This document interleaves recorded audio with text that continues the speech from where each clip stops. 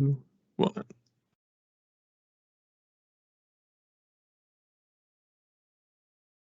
Hi everyone, welcome to this talk, which is called "The Professional Value of Leisure and Imagination: The Practical Possibilities of Switching Our Imagination Awareness On." I will start this conversation with a funny coincidence.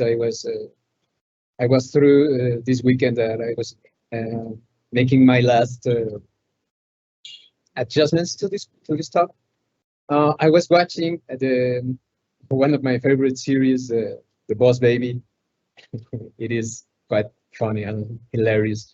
And I was watching this episode in which the Boss Baby's team is working on risk assessment through a technique that makes themselves called what ifters. So they start asking themselves, what if this, what if that, and they try to assess as much risk as they can find. And it's funny because a few weeks ago I gave a talk which was called exactly "What If," with exactly that same approach to risk assessment. And in this episode, these guys find themselves like stuck inside of a very, very deep what if that they just got freezed because of they feel they have no answers for those deep what ifs. So that's good because I thought, wow, that's great. I have to say that in my the next time I give this talk. So that's where we are going to start with the randomness and references in cartoons. Here we have Stacy saying to the Boss Baby, "We went too deep on the what ifs." So what if there's got freezed by themselves? But this is a good thing because you see, we're talking about a very complex area of risk assessment, and now we see Master Shifu from Kung Fu Panda telling Po that he's not trying to turning Po into Shifu, but he's trying to turn Po into Po, which Po says, "I'm not. This is nonsense." But this movie is all about soft skills development. So cartoons have a light language and simplify complex concepts because of the target audience being kids. And that's one of the very important things we are going to talk during this talk. How can we get from very unexpected resources good ideas on how to improve our skill sets? So because that's what all this about. So we're jumping in right to our first practical approach. Let yourself watch cartoons and series, even those that are meant for kids. And we have seen it. You can see, and you can get a lot of good things from these resources. I recommend a lot the Boss Baby series. But for the next part, I'm going to. I'd like to get some feedback from you, and let us hear which is the most interesting conversation you've ever had. And while you write, if you want to participate, and we and I can get your feedback from Justin, which is moderating this talk. I'm going to talk to you about I think I do very frequently. I go to my social media, particularly Facebook. I use Facebook a lot. And I go and search through the comments on the post I posts I follow and I get in my feed. And I try to find some interesting comments, and then I comment back with something. And that's the way I get a lot of interesting conversations from very opposite opinions to my ideas, to just get deeper knowledge from something, or even getting opinions. A few days ago, I asked some people why they were like collectors, particularly old video game collectors, and I got a lot of understanding about my own person. So I think you can get a lot of good feedback from even from the most unsuspected people. And in this moment, we can just see people you don't even know. I don't know, Justin, is there any participation? If not, we can just follow up. Don't have anything yet. Great. So let's go ahead and keep going. So let's talk about knowledge through conversation. I think this may sound obvious. We can get a lot of knowledge through conversation, but we are talking in this moment about a very specific the kind of conversation, which is chit-chat. But my recommendation here is learn as much as you can about what other people do. That means asking a lot of how do you do this, and why did you do this? Why do you ask yourself? Why do you put yourself into that situation, and why are you doing that exact things and the way you do it? So try to learn. That's a very good source of unexpected information that you may get and use for your own context. And then also relate what you are told with something you already know. This point is very important because the one of the best ways to learn something is to relate what we learn with something we already know. Our mind is constructed with relations.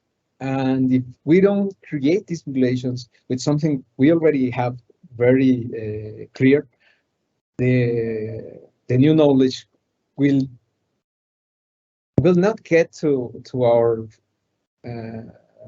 deepest understanding. And the last but not least, try to give something back. What is this about? For example, you can try and tell other people, oh, I used to do the same but this way, because that way the other people may get different perspectives from and maybe get more enjoyment or more success or more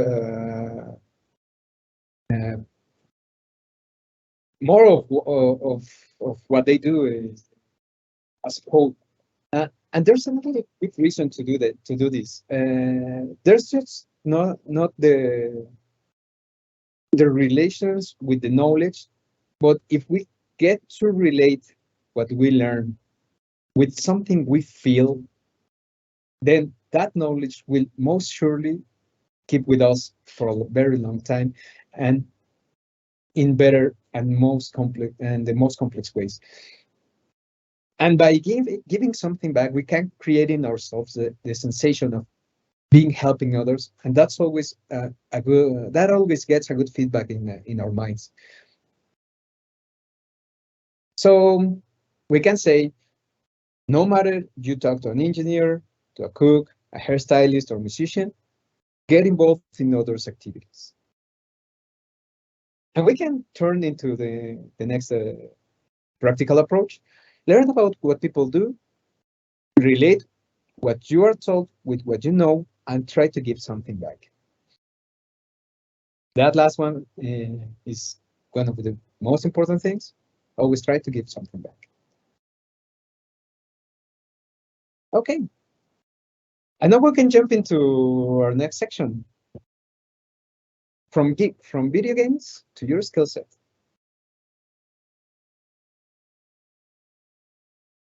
Video games are big work pieces with lots of things inside them.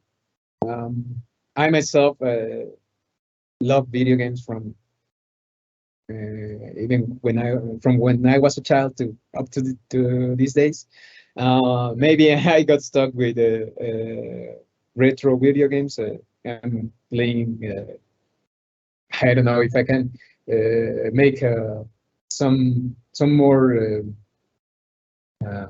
commercial to ads to this conversation, but I am playing again Diablo 2, and it's a good experience to connect the content of the game with a lot of things I've read through my experience.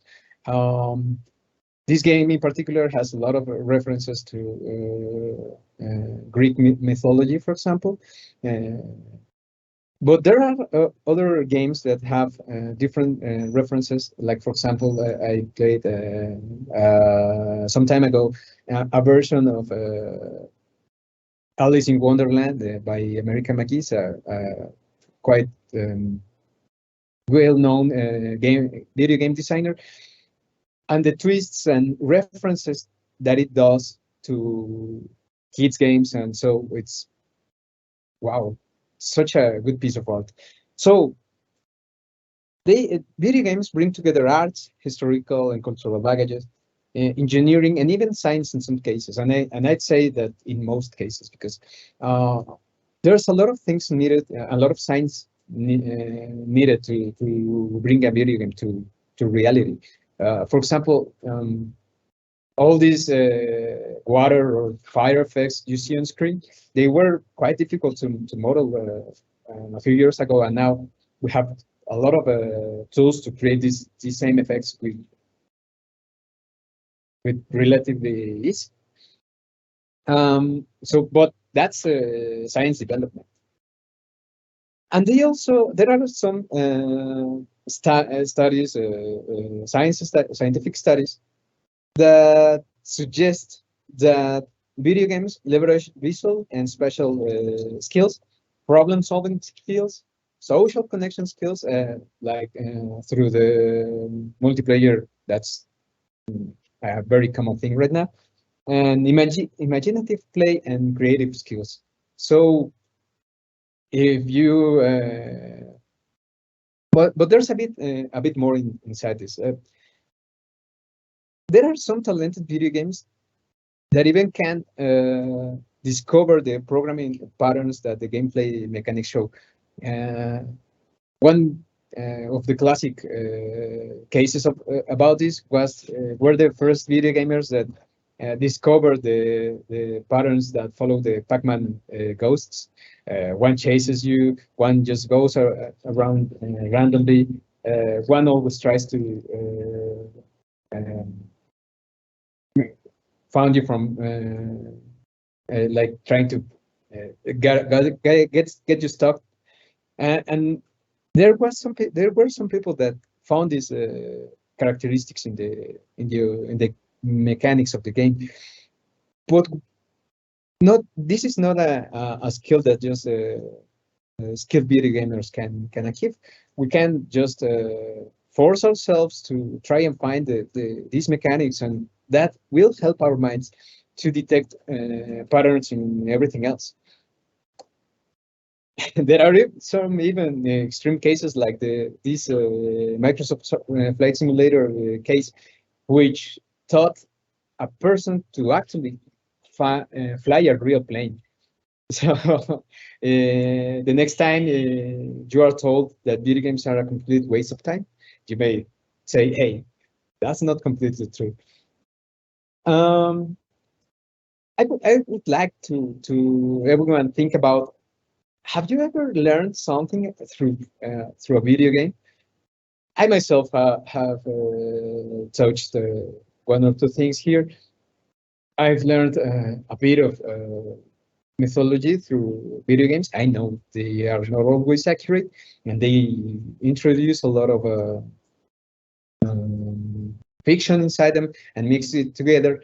But you can actually go ahead and get curious about something you find in a video game and say, hey, I think I can research a bit more to get a better understanding of what I am seeing. So that's another way that indirectly video games can give us something back to our lives. I don't know, Justin, do we have any comments yet? Nothing yet. Great.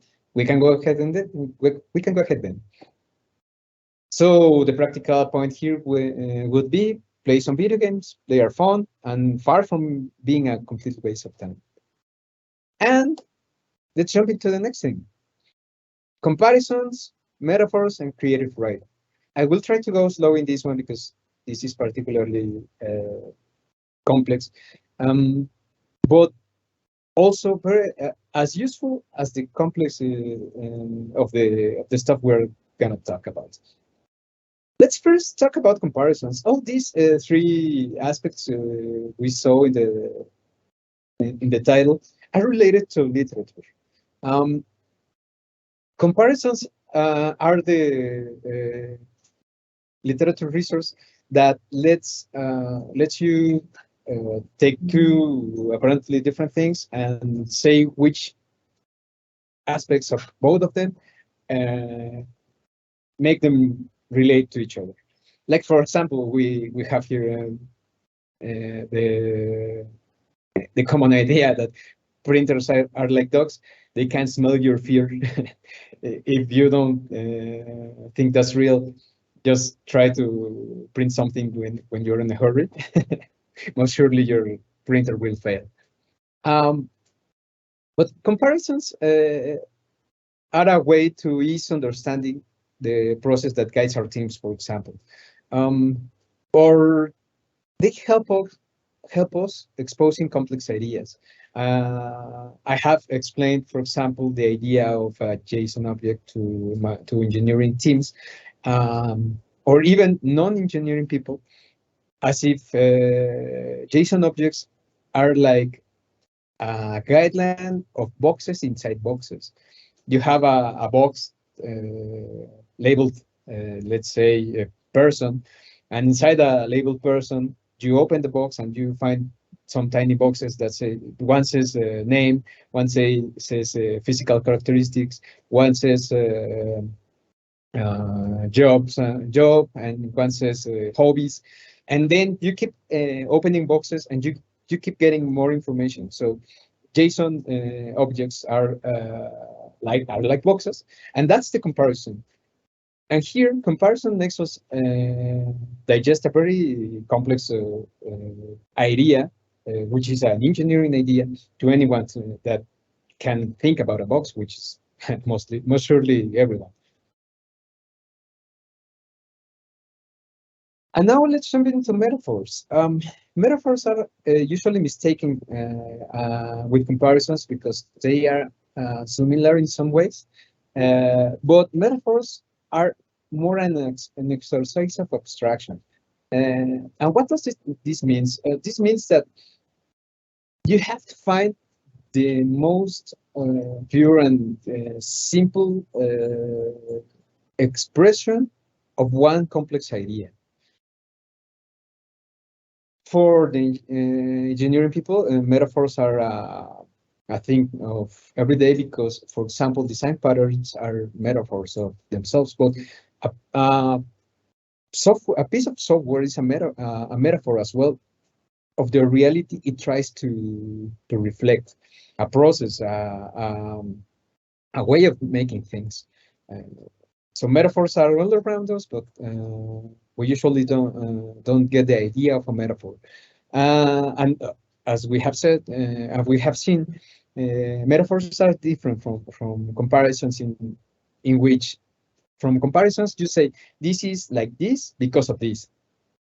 And metaphors, you just erase everything and take a way of telling all these kind of things are similar to this generic model.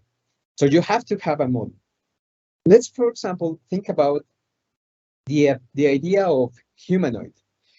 Humanoid is a thing that has a head, that has two extremities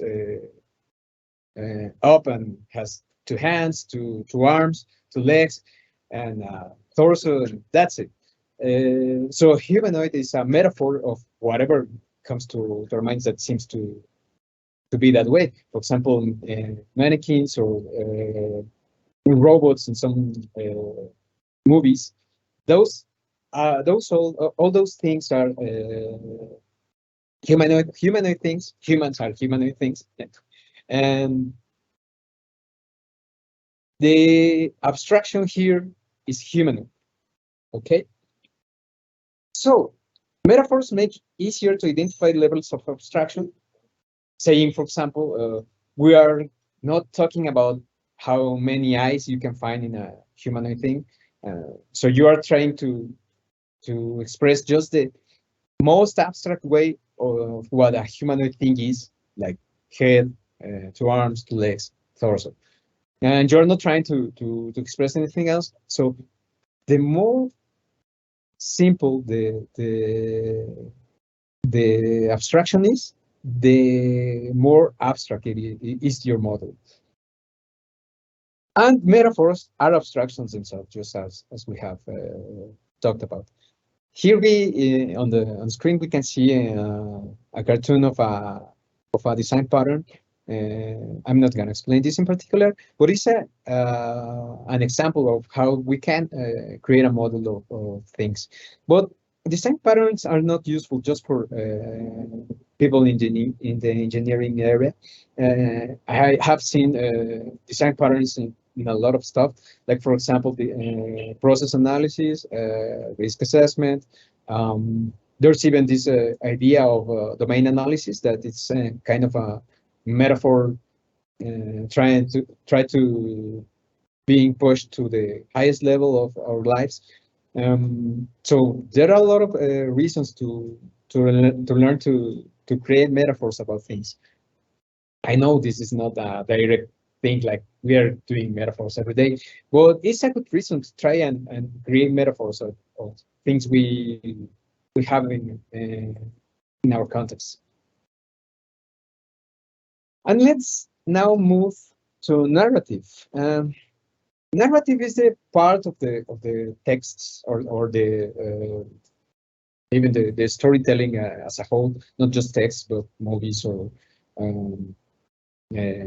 audio tales.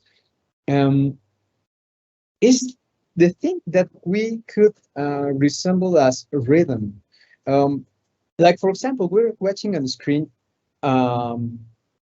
this graph that shows the rhythm of a common tale. You remember a tale is a short text that has its most identifiable characteristic is that it's short. And they have usually this rhythm. They start very low, they keep going in crescendo to a peak of emotions where the main character has to face the problem of the tale, and then it just drops down to release all the tension. That's a way of framing things. This talk, for example, is framed in a very particular way that we're discussing later. But framing lets you structure your ideas inside a rhythm in a way that you don't have to talk and sound plain all the time. For example, other common framings are, for example, the problem solution exposition, the three acts like past, present, and future. All those are framing are ways of framing ideas. And the creative writing process is like making analysis. Why do I call this in the narrative point of this talk? Because creative process lets you transform And all these ideas that come from very different sources into one simple idea, and you use the resources to express them. Here we have this talk we talked at the beginning of this session. It was named ¿Qué pasaría si en español? But in English is what if, an approach to improve risk analysis based on creative writing. So you see, it is not, narrative is not just for framing ideas, but to create a way to say things as a whole. So it's a good idea to keep in mind that maybe you cannot study narrative, complex narrative structures, like there are a lot. And for example, these movies that start with the end of the story is some kind of unusual narrative that maybe you can just use in your jobs. But then again, the idea here is to relate what you know with new ways of understanding the things. So we've reached finally the practical approach in this case, which is fiction and artistic reading and writing, maybe even more than culture. We are told that culture is important, but we're not told how. So you see there are practical approaches to the things that are inside arts, in particular literature. But there are also other kind of arts. There's music, there's plastic arts like painting, like sculpture, performance arts like acting or dancing. So what about those? Is there a way to get a practical approach from that? Well, we're reaching this point, which is the concept-symbol relation. But to explain that concept, let's first talk about imagination. Imagination allows us to reproduce non-existing situations. Imagination is a very weird characteristic of the sentient beings like humans we are. It allows us to recreate past situations as if they were clear in our minds. It allows us to reproduce and simulate fictional and possible situations, or even impossible situations, like, for example, a trip to Saturn or a trip to the bottom of the sea.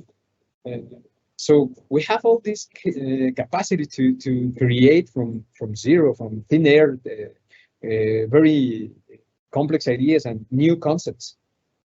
So we can just bring all together and just say that imagination lets the imaginer create new stuff, create new images, create new concepts, create new sounds, create new riffs, create new dance steps, create everything.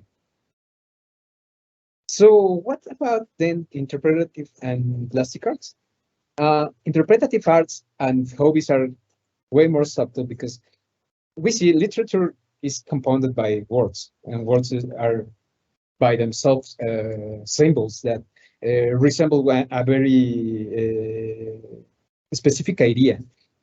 But when we are talking about sounds or riffs or melodies or dance steps, then we just can go ahead and say, this is expressing the word hello, for example.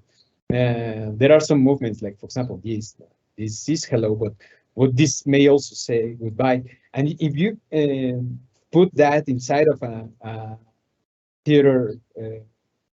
theatrical act, then you wouldn't be completely sure that that was exactly what it was meant to say. So body movements, melodies and riff, or impressionist painting may be difficult to relate with to what we do for a living. So what can we do then? How can you relate? Let yourself think about this. How can you relate what you play on an instrument or what you dance on the dance floor with what you do in your job. Ask yourself this and think about it for a moment. I know this is a very difficult question to answer because just as we have seen, they are subtle. They are not. They are symbols, but they are complex symbols, not just words. So I offer you the concept of symbol relation. Let's do this.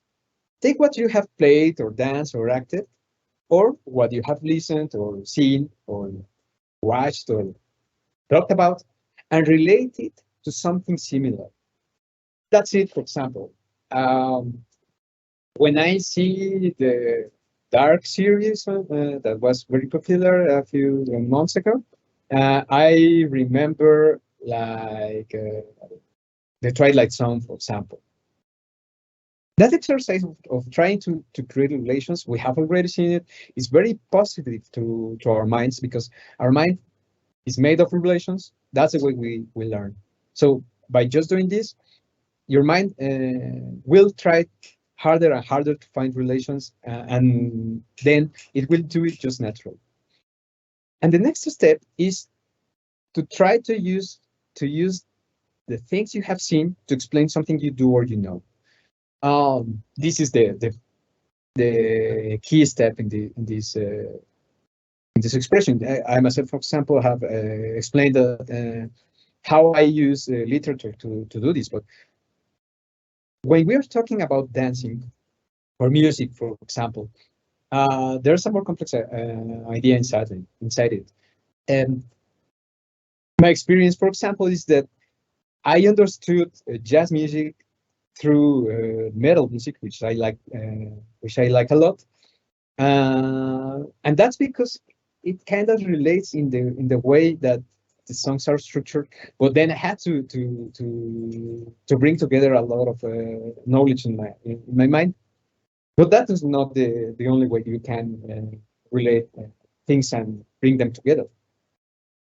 But then you can start feeling the things, and you can relate the feelings with the sounds, and you already have words for those feelings, so you can relate words to sounds.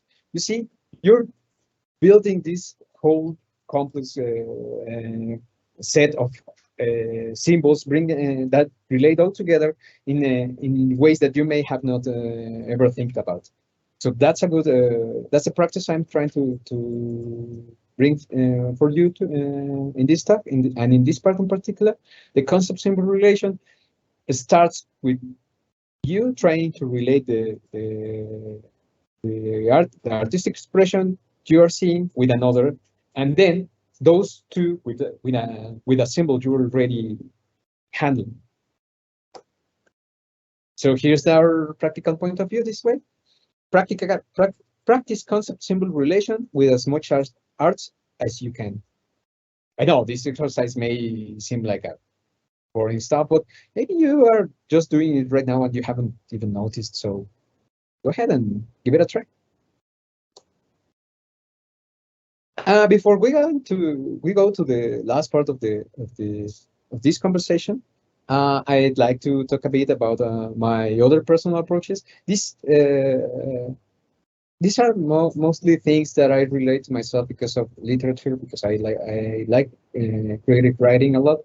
But there are other things that you may find also useful. So that's why I'm sharing this with you.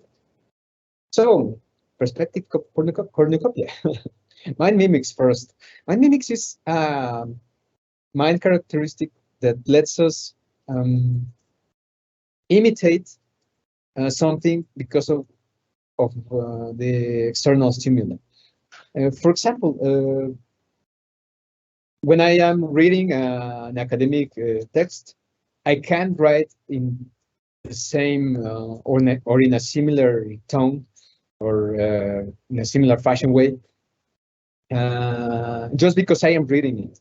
So my mind somehow tries to mimic the way of verbal and textual expression, and that's something my mind does like automatically.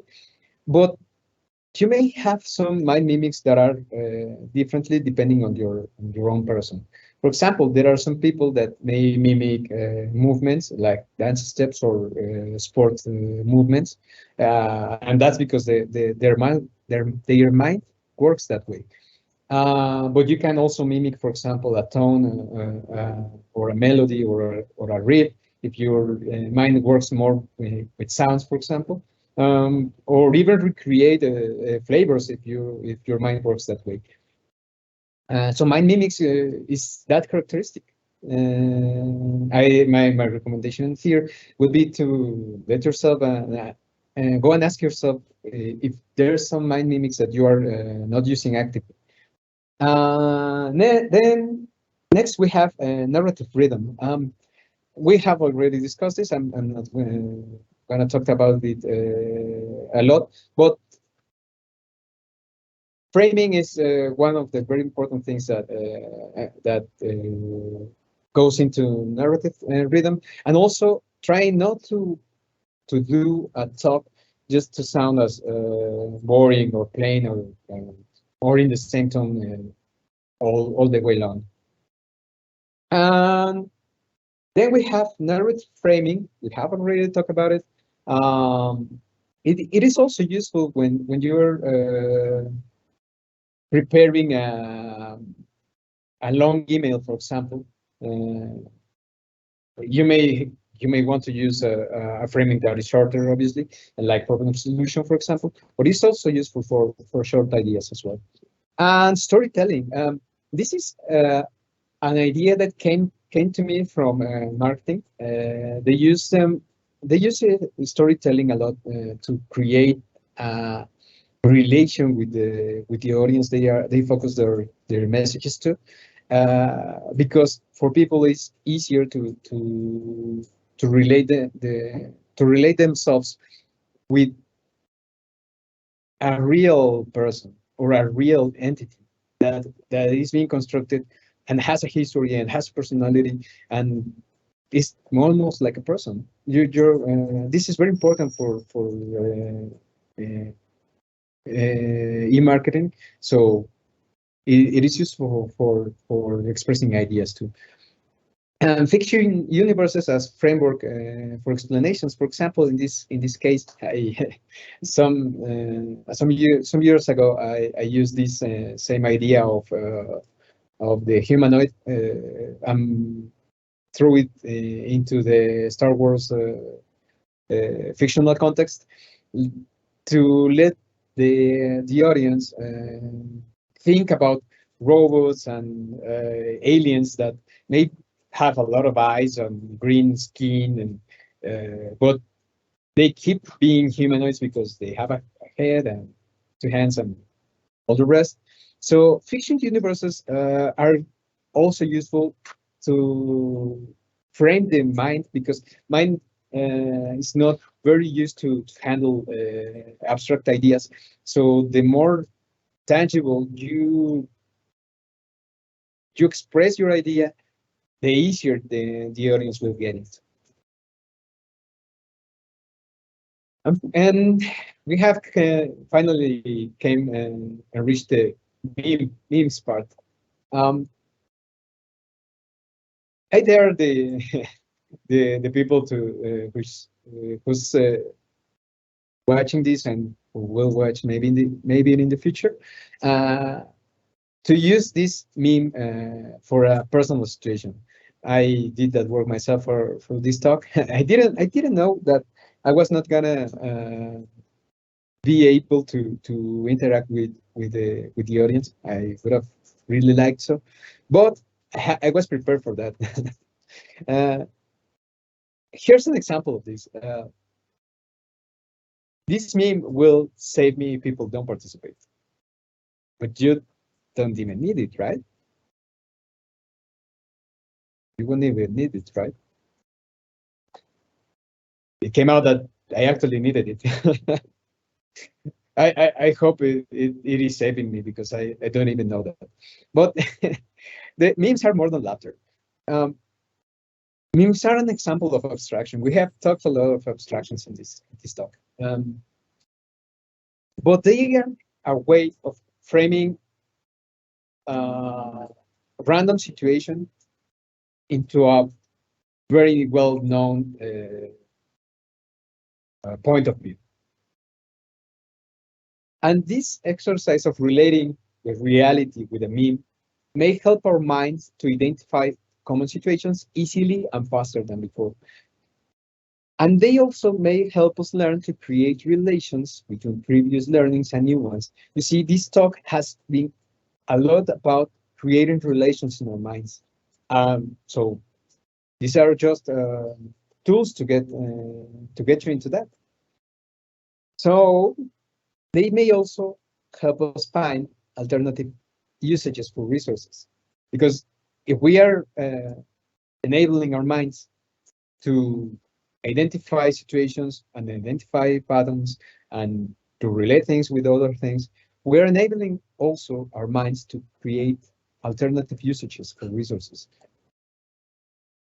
So the practical point of view here is very clear. Watch memes, share memes, laugh at memes, and make memes.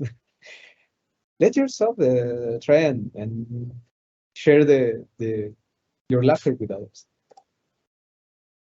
So after we've talked a lot of stuff, but let's make a summary of this. What have we talked about here?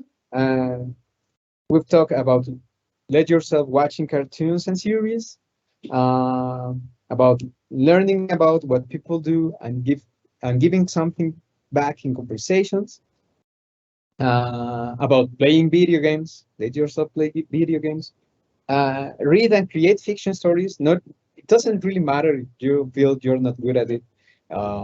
You are